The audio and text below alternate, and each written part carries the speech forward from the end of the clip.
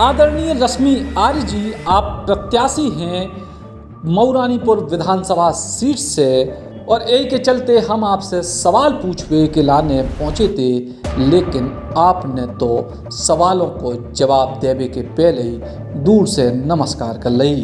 अबे हमने जो सवाल तो पूछे ही नहीं हतो कि आखिर आपके पति को इतनो भयंकर आपराधिक इतिहास काय है, और अगर ऐसा इतिहास है तो फिर कौन से आधार पे आप कानून व्यवस्था को लेके वोट मांग रही हो।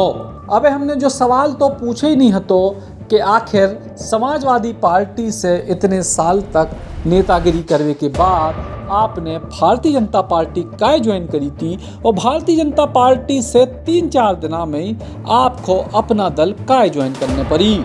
अबे हमने जो सवाल तो पूछे ही नहीं हतो कि आपके परिवार के लोगों को मऊरानीपुर में इतनो राजनीतिक इतिहास होवे के बाद भी सुखनई नदी बर्बाद काय हो गई।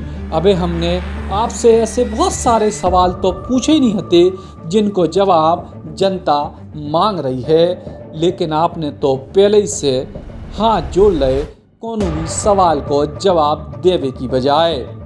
चलो खैर कोई बात नहीं, आपने हमारे सवालन को जवाब देवो जरूरी नहीं समझे, या यूं कहें कि सवाल ही सुनवो जरूरी नहीं समझे, तो कोई बात नहीं।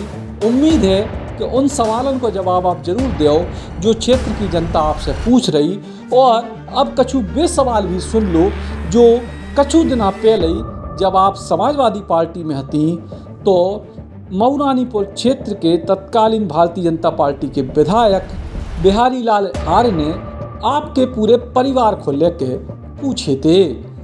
हत्या के मामले में मात्र जबकि 6 लोगों की हत्या का ही इन पर मुकदमा जयप्रकाश आर्य पप्पू सेठ पर दर्ज हुआ है, लेकिन इस कुख्यात अपराधी ने, हम कह सकते हैं कि 20 हत्याएं की हैं।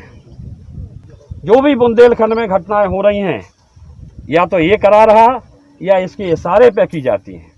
इनका भाई हेमंत सेठ, आपको पता है कि 2010 में ये 9 पुल है मऊरानीपुर का, इसमें बम लगाकर विस्फोट रखकर इसको उड़ाया था, जिसका मुकदमा थाना मऊरानीपुर में दर्ज है।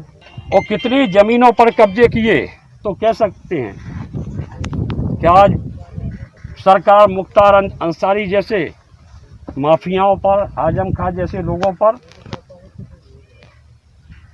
कार्रवाई कर रही है। जयप्रकाश और पप्पू सेठ, हेमंत सेठ जैसे अपराधी